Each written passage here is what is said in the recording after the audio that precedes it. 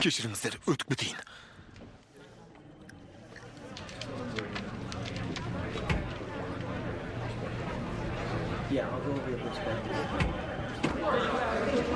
Гарднер мырза?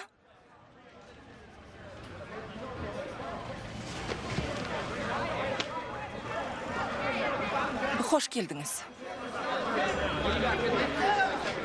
Соңымнан еріңіз.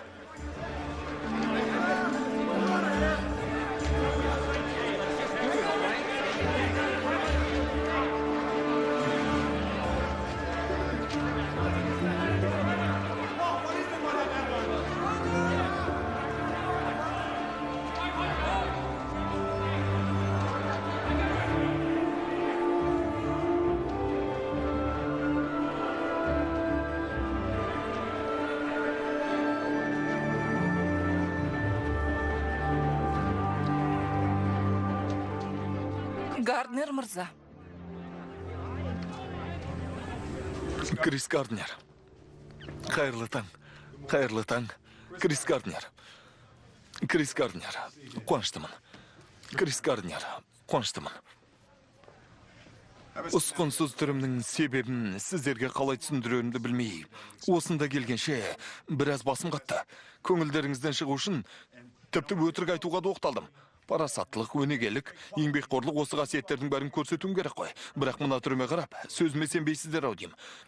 Көлік қою ережелерін бұзғаным үшін айыппұлды төлей алмай, тәртіп сақшылары қамауға алған болатын. Түсінесіздер ме? Сол да сөз оппа. Полиция бөлімшесінен осында жүгіріп келдім.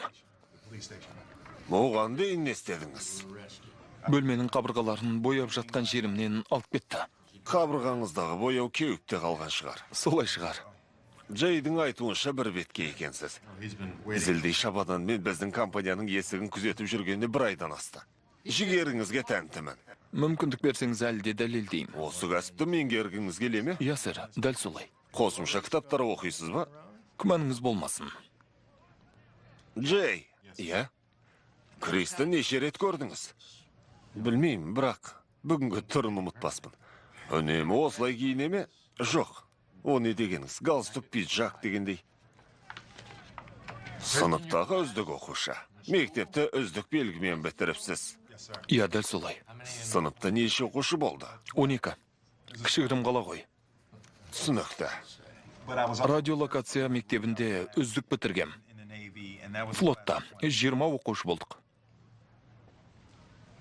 Айтайын дегенім,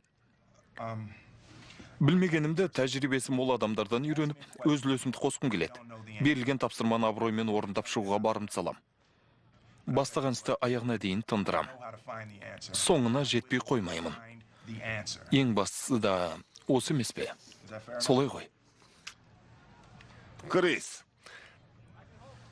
егер жұмысқа орналасатын адам алдыңызға өзіңіз секілді көйлексіз келді делік, оған не айтар едіңіз? Сіздің ойыңызды білсем.